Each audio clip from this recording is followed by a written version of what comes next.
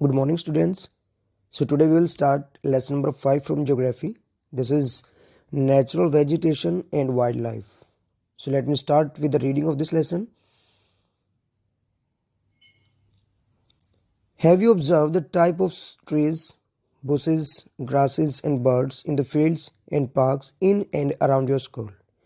क्या आपने जब आप स्कूल में होते हो या फिर स्कूल आ या जा रहे होते हो उसके आसपास जो पार्क्स हैं, जो फील्ड्स हैं, वहाँ पर आपने ऑब्जर्व किया होगा ट्रीज, बुशेस, ग्रासेस और बर्ड्स। आर दे सिमिलर और देर आर वेरिएशंस? क्या ये सभी चीज़ें एक जैसी होती हैं या इनमें कुछ डिफरेंस होता है?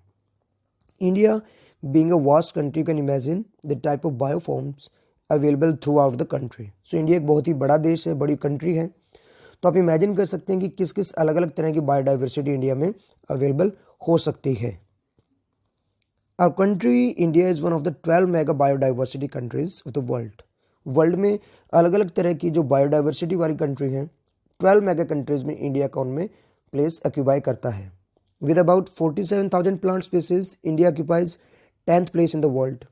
इंडिया में 47,000 टाइप के अलग अलग प्लांट्स की प्रजातियां हैं, उसके अकॉर्डिंग इंडिया का वर्ल्ड में 10th प्लेस है and 4th in Asian plant diversity, और एशिया में 4th प्लेस है।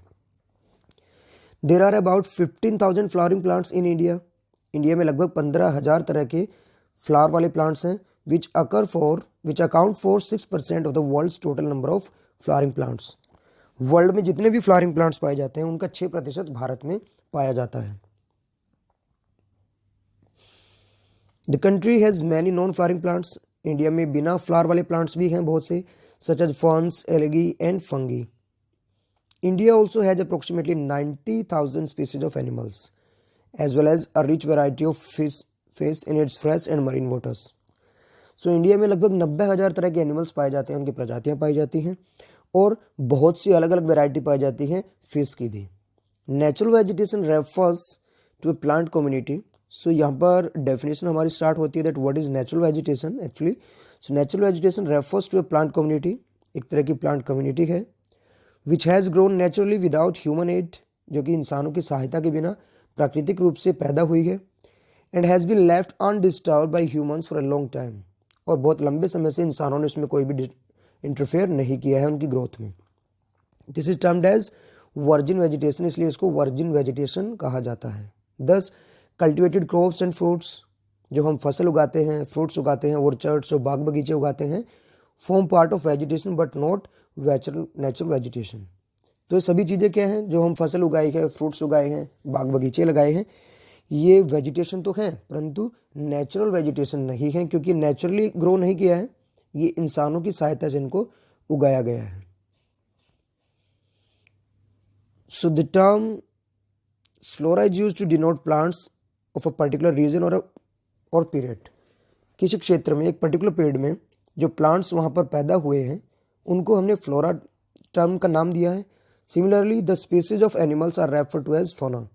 इसी तरह से किसी एक पर्टिकुलर क्षेत्र में, पर्टिकुलर टाइम पीरियड में पैदा या फिर वहाँ पर होने वाले जो एनिमल्स हैं किसी क्षेत्र में पाए जाने वाले, उनको फौना का नाम दिया गया है। This huge diversity in flora and fauna kingdom is due to the following factors. So ये जो अलग अलग तरह की इतनी डाइवर्सिटी पाई जा रही है कि प्लांट्स अलग अलग टाइप के हैं, एनिमल्स अलग अलग टाइप्स के हैं, इनके पीछे कुछ फैक्टर्स रिस्पॉन्सिबल हैं। वो फैक्टर्स कौन कौन से हैं वो हम देखते हैं।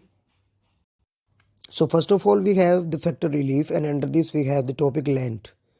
Land affects the natural vegetation directly and indirectly. Land है वो नेचुरल वेजिटेशन को डायरेक्टली भी प्रभावित करता है और इनडायरेक्टली भी। Do you expect the same type of vegetation in mountainous, plateau and plain areas और ड्राई एंड वेट रीजन्स? तो आपको क्या लगता है, मतलब कि जैसे कि माउंटेनियस एरियाज हैं, प्लेट्यू वाले हैं, प्लेन एरियाज हैं, ड्राई और वेट हैं, क्या हर जगह पर एक ही तरह की वेजिटेशन होती होगी? The nature of land influences the type of vegetation, कि लैंड किस तरह का है ये प्रभावित करेगा वहाँ पर किस तरह की वेजिटेशन होगी। The fertile level is generally devoted to agriculture. जो उपजाऊ समतल भूमि होती है वहाँ पर जनरली क्या है, एग्रीकल्चर होती है ज़्यादा। The undulating and rough terrain are areas where grassland and woodlands develop and give shelter to a variety of wild life. जो ऊंचे नीचे उबड़ खाबड़ जो ज़मीन होती है, क्षेत्र होते हैं, वहाँ पर ग्रासलैंड्स होते हैं या फिर जंगल होते हैं जो कि शेल्टर देते हैं अलग अलग तरह के वन्य जीवों को। Next we have soil. The soils also very over space, जैसे जैसे जगह बदलती है तो सोइल भी बदलती रहती है। Different types of soils provide basis for different types of vegetation. So अलग अलग तरह की जितनी सोइल होती हैं उतनी अलग अलग तरह की वेजिटेशंस होंगी। The sandy soil of the desert support cactus and thorny bushes. जो मरुस्थल में पाई जाने वाली रेतीली मिट्टी है वहाँ पर कैक्टस और कांटेदार झाड़ियाँ पैदा होती हैं। While wet marshy deltaic soil support mangrove and deltaic vegetation. So जहाँ पर बारिश ज़्यादा होती है और दलदल वाला क्षेत्र है या फिर डेल्टाइक जो सोइल है, जो डेल्टा पाए जाते हैं इंडिया के ईस्टर्न कोस्ट पे बनते हैं, जो रिवर्स के द्वारा बनाए जाते हैं डेल्टास, वहाँ पर मैंग्रोव और डेल्टाइक वेजिटेशन पाई जाती है। The hill slopes with some depth of soil have conical trees. So जो हिली एरियाज होते हैं वहाँ पर किस तरह के हैं, कोनिकल ट्रीज पाए जाते हैं, इस तरह की शेप में पाए जाते हैं trees. Then we have another factor is climate, and under this we have temperature. The character and extent of vegetation are mainly determined by temperature along with humidity in the air, precipitation and soil. कि किस तरह की vegetation होगी और किस हद तक होगी, मतलब बड़ी लंबी होगी छोटी होगी, उसकी जो ग्रोथ है वो निर्धारित की जाती है टेम्परेचर के साथ साथ कुछ और फैक्टर्स हैं, जैसे कि हवा में ह्यूमिडिटी कितनी है, प्रेसिपिटेशन कैसा, मतलब रेनफॉल किस तरह का होगा, और सोइल कैसी है उस क्षेत्र में। On the slopes of the Himalayas and the hills of the peninsula, above the height of 915 meters, the fall in the temperature affects the type of vegetation and its growth and changes it from tropical to subtropical temperature and alpine vegetation. ये Himalayas की बात की है और peninsula वाला जो India का part है, सदर्न पार्ट, वहाँ पर जो हिली एरियाज़ हैं 915 मीटर से ऊपर जैसे आप जाते हैं तो जैसे हाइट पे हम एल्टीट्यूड पे ऊपर जाएंगे टेम्परेचर कम होता चला जाता है और उसके अकॉर्डिंग जो हमारी वेजिटेशन होगी वहाँ पर उसकी ग्रोथ पर भी प्रभाव होगा, और जो वेजिटेशन है हमारी ट्रॉपिकल से सब ट्रॉपिकल में चेंज हो जाती है टेम्परेचर के साथ साथ, और एल्पाइन वेजिटेशन वहाँ पर पाई जाती है। Then we have photoperiod और sunlight. You can say the variation in duration of sunlight at different places is due to difference in latitude, altitude, season and duration of the day. अब आप देखते हो कि किसी जगह पर sunlight ज़्यादा होती है, किसी पर कम होती है। सो ये जो डिफरेंस आता है किस वजह से आता है, लैटिट्यूड, मतलब इक्वेटर के रेफरेंस में आप कहाँ लाई करते हो, कितनी हाइट पे हो, सीजन कौन सा चला हुआ है, और डे की ड्यूरेशन कितनी थी। So due to longer duration of sunlight trees grow fast in summer. अब गर्मियों में क्या होता है, दिन ज़्यादा लंबे होते हैं और सनलाइट भी ज़्यादा समय के लिए रहती है, तो इससे क्या होता है जो ट्रीज होते हैं वो बड़ा जल्दी बड़ा तेज़ गति से ग्रो करते हैं। Then we have precipitation. In India, almost the entire rainfall is brought in by the advancing southwest monsoon, generally from June to September, and retreating northeast monsoon.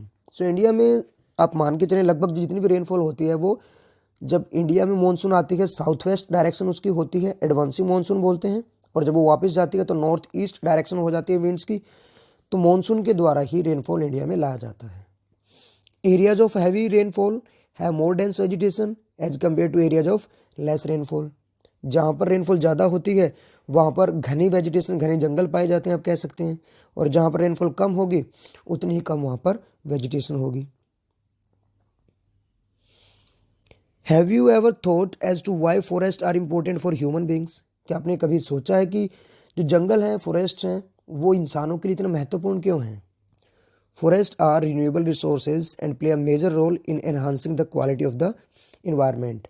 So forest क्या है एक्चुअल में, renewable resource हैं और इनकी एक बहुत बड़ी भूमिका रहती है हमारे पर्यावरण की गुणवत्ता को बढ़ाने में। दे मॉडिफाई लोकल क्लाइमेट। सो क्या क्या किस तरह से हेल्प करते हैं, हमारी जो हमारा क्लाइमेट है उसको मॉडिफाई करते हैं, सोइल इरोजन को रोकते हैं, जो स्ट्रीम का फ्लो है, जो पानी का फ्लो है हमारा उसको रेगुलेट करते हैं, support a variety of industries, अलग अलग तरह की जो इंडस्ट्रीज हैं उनको रॉ मटेरियल प्रोवाइड करवाते हैं, provide livelihood for many communities, अलग अलग तरह की जैसे ट्राइबल कम्युनिटीज़ हैं उनको लाइवलीहुड भी देती हैं, मतलब उनकी आजीविका का साधन है ये।